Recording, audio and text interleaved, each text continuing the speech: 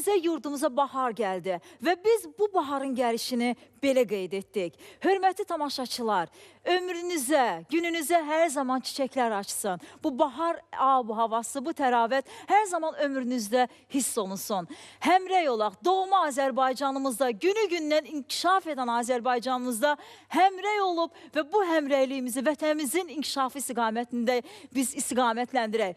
Bugün isə burada bütün incəsənət nümayəndələri nə qədər həmrəy olduqlarını yaşa Azərbaycan söyləyib bütün dünyaya bu şuarı göndərəcəklər. Yaşa Azərbaycan, bayramın mübarək.